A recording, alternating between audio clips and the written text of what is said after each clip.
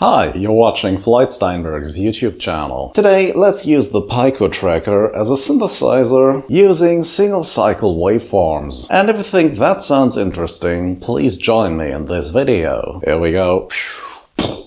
Okay, so what's a repeating single-cycle waveform? Well, surprise, it's exactly one cycle of one of any repeating patterns of sound. It's best shown on one of the basic wave shapes like saw, square, sine, for example here in Audacity. 64.5 Hz is the frequency of C3 on the keyboard. If you click on the tone option in the Generate menu, you can create one of these. Let's start with the saw wave. Now, if you zoom in, one cycle is completed when the shape of the wave starts repeating on the x-axis. We can single out that small snippet of sound and loop it, and then we'll get a perfectly fine saw wave sound from that. Same can be done with sine and square waves. This video assumes you already know how to navigate your tracker's interface, and if you don't, please watch my other videos on the subject. Now export these super tiny files and load them into your tracker. I'm using the Picotracker here, but any other device will do just fine. We'll use an Anbernic games console later. As usual, create a chain in the phrase and add a single note, then press play. On the instrument screen, choose the single cycle sample for your instrument. Then, in the lower part of the screen, turn on sample looping. By default, this will loop the whole sample from the very start to the very end, which is exactly what we want here.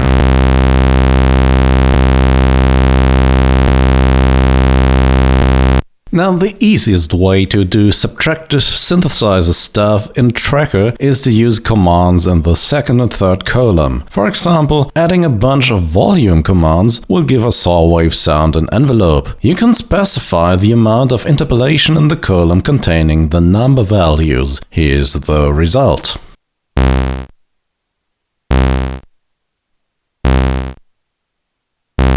But the most flexible way to apply subtractive synthesis to your samples is using tables. So let's delete the volume commands, then go to the instrument screen, and on the very bottom select a table. This table will then be applied to each note played with this instrument. Use the cursor keys to move down to the table editor screen. You can apply 3 commands at any time, and I want to create some filter movement here. Please note that, as of the latest firmware update, the commands will be explained on top of the screen, which is super helpful. So I'll add a bunch of filter commands in such a way that the filter is opened on the offbeats. In the second column, I'll add a groove command, which will tell our table to move at the same speed our song does. So the rhythm of a filter modulation is in sync with the track.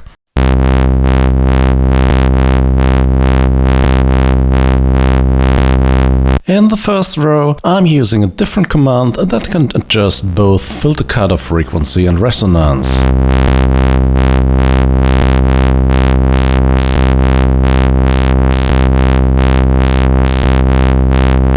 Here I'm setting the song's tempo to 90 beats per minute and add another chain for the drum track. After adding the drums, I also lower the note of the filtered saw wave from C3 to F2 and arrive at this result.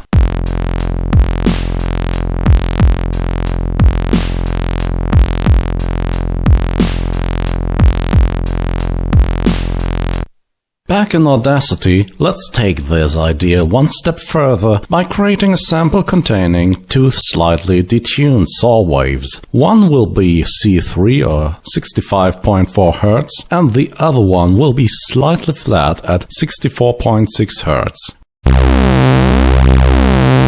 We will also pan one wave sharp left and the other one sharp right.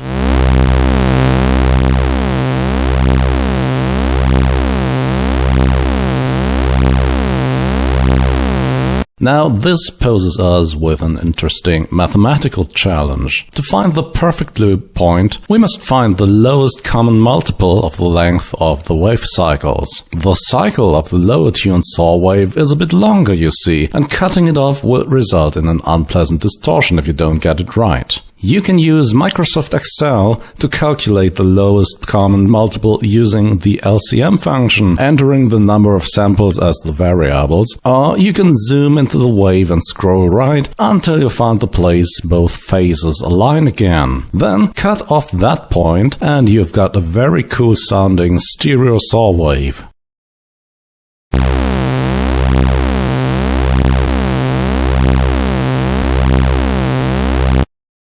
I've changed to the games console now because the stereo output of my Picotracker is broken, unfortunately.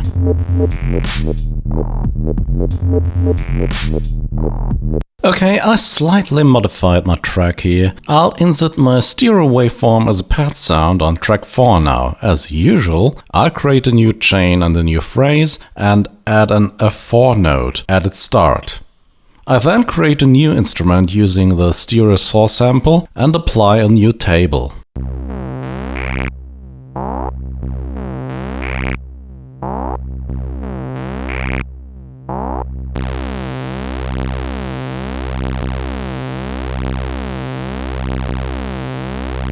I'll create a simple filter sweep here, and I'll do this by adding a filter command in the first row that almost closes the filter, followed directly by a filter cutoff frequency command that slowly opens up the filter. The speed of the sweep is determined by the first 2 digits in the second column, while the target frequency is determined by the last 2 digits.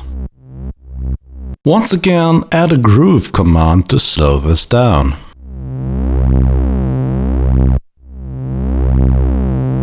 We can also add a volume swell using the volume command in another column. Here's how it sounds in context.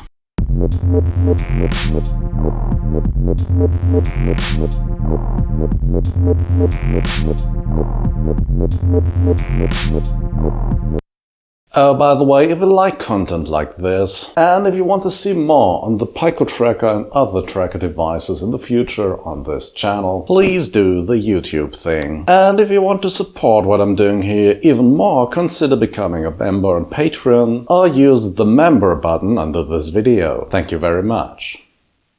The last thing I'll add here is this square wave that has both amp envelopes, filter envelopes and panning applied, as you can see in this table. This really is one long sustained tone that's chopped up by volume and filter settings. Here's how it sounds in context.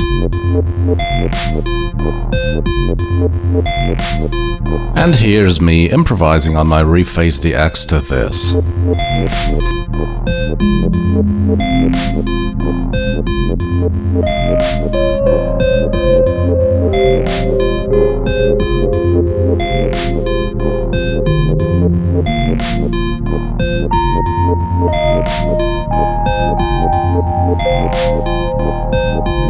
Yeah, and that's it for today. Single cycle or polycycle waveforms on the Picotracker or any other tracker device you own. And if you think this was a good YouTube video, please consider subscribing or giving this a thumbs up. As always, thanks for watching and see you again very, very soon. Bye bye.